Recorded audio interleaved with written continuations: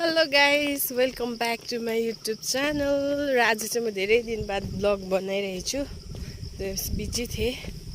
आज चाहिँ हामी खरबनी वाटरफल हेर्नु गएको। बाटो चाहिँ एकदमै रफ रहेछ र म चाहिँ हिँडेरै जाँदैछु। मेरो बुढा र भाइ चाहिँ बाइकमा छ तल। बाटो चाहिँ अप्ठ्यारो रहेछ। हेर्नुहोस्, म तपाईँहरूलाई देखाउनेछु। बाटो चाहिँ एकदमै रफ रहेछ यहाँको। हामी माथिदेखि आएको। म चाहिँ हिँड्दै जाँदैछु। उनीहरू चाहिँ यहाँ छ। खै मेरो बुढा परा आउँदैछ। यहाँ भाइ अब जानु सक्छु कि सक्दिनँ। हिँड्नु पर्दो रहेछ।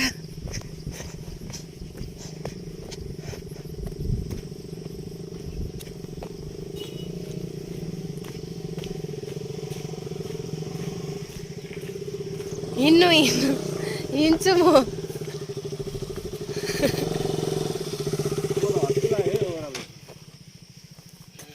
खोल्यो। निखिल कहाँ पुगिसक्यो।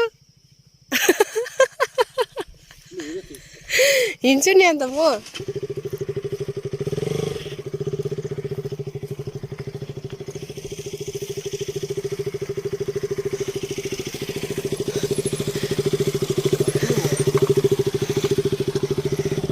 मेरो बुढा चाहिँ हत्तु भएर अब जानु सक्दिनँ भन्दैछ।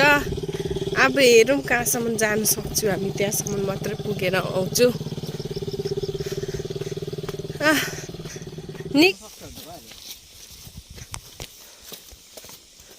बाटो त यस्तो रहेछ।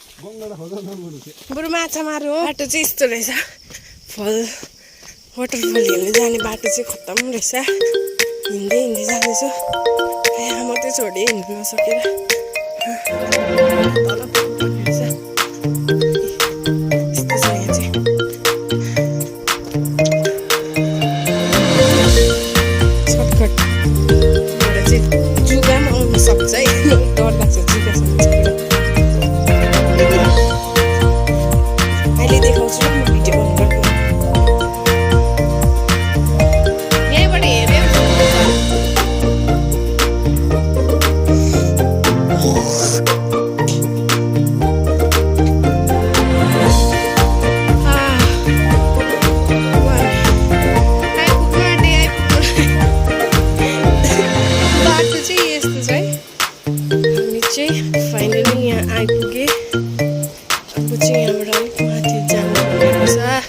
यहाँ दोकान रहेछ।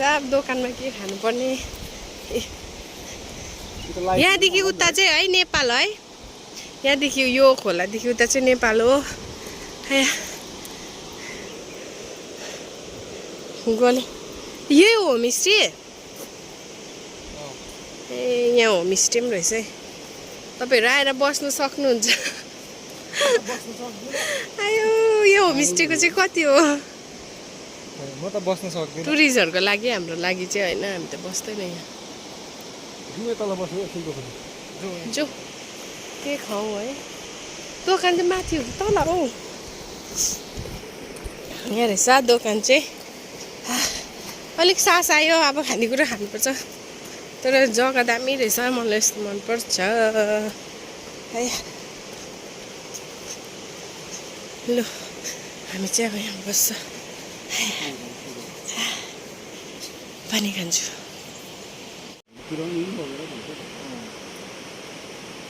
चिसो टुबक चाहिँ मेरो बुढाले खान्थ्यो अरे। हाम्रो लागि चाहिँ वाइवाई अर्डर गरेको छ। वाइवाई बनाइदिँदैछ। हामी यहाँ बसिरहेको छु। अब माथि पुग्नुपर्छ। यो चाहिँ मेची खोला अरे।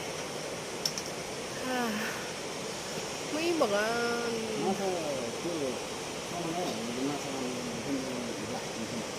ए उसले लिएर आएको थियो नि। हाम्रो वाइवाई रेडी भयो। उसलाई चाहिँ साह्रै भोक लागेको जस्तो छ। सुरुङ गर्न थाल्यो नि त।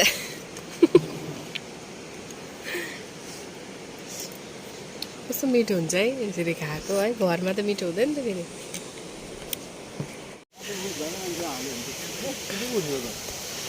अझै छ यहाँ पुग्नु माथि। हामीले यहाँ माथि खाना खाएर यहाँ हिँड्दै जाँदैछु। अब कति मिनट लाग्छ Nikhil? 20 minute. Hello guys, finally हामी यहाँ आइपुग्यौँ वाटरफल। अस्सले रे खरपानी वाटरफल आइपुगे।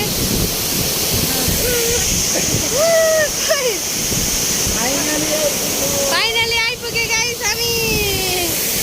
हेर्नुहोस् भने यसरी राम्रो देख्दैन नि त मरेको छ। के अरे खरपानी वाटरफल।